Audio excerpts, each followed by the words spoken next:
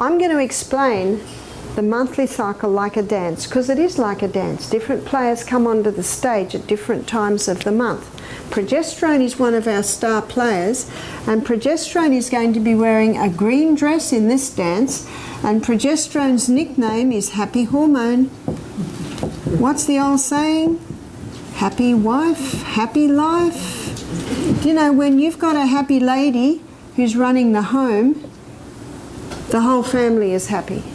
We've got a lot of unhappy ladies because of a hormonal imbalance.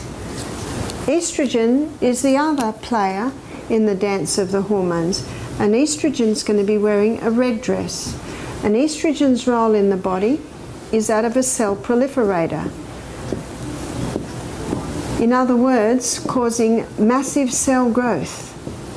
So it is estrogen that causes the skinny young girl to develop into a beautiful, shapely woman.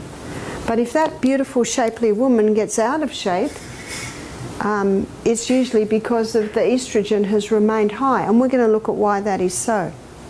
I liken estrogen to good slave, bad master. How we love our fires in the middle of winter. But you know, fire can get out of control and burn a whole town down. We can't function without water, and how we love diving into a stream in a hot weather. But floods can come and wipe out a town. So that's why I say I liken estrogen to fire and water. Good slave, necessary slave, but bad master. So estrogen isn't bad, it's only when it's out of control, as you can see, as you will see in this presentation. So let's look at the monthly cycle. It's a 28-day cycle, and day 1 is the day a woman begins to menstruate. Day 1 of the monthly cycle, her progesterone levels are low. Day 1 of the monthly cycle, estrogen levels are also low, but by day 7 they're starting to rise. Up until day 11 they're quite high. So looking at this as the dance, the star player around day 14, the middle of the month, is estrogen. So what effect does estrogen have on the body? We're going to go to the stage where the dance is played out, which is the reproductive organs of a woman's body. So this is the uterus, they're the fallopian tubes, they're the eggs connected by a ligament, that's the cervix, and this is the birth canal. At this time of the month, estrogen is causing massive cell growth in the lining of the uterus, causing the blood nest once again to develop. Estrogen is also causing eggs in the ovaries to be developed.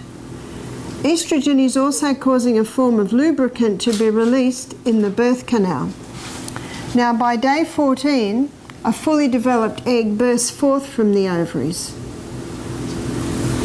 Those little filaments on the end of the fallopian tube pull the egg up.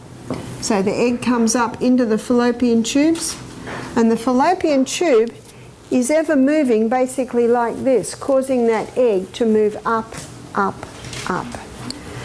Now the hole where the egg bursts forth develops a blister, and that blister is called the corpus luteum. I'm writing it in green because corpus luteum is the main site of progesterone production in a woman's body. Can you see the importance of a woman ovulating every month? Because when she ovulates, her corpus luteum is made. And when her corpus luteum is made, that maintains progesterone. And remember, progesterone is the precursor or the balancer of all those other hormones. So progesterone is such an important hormone. I'm just trying to give you a more symmetrical dress here.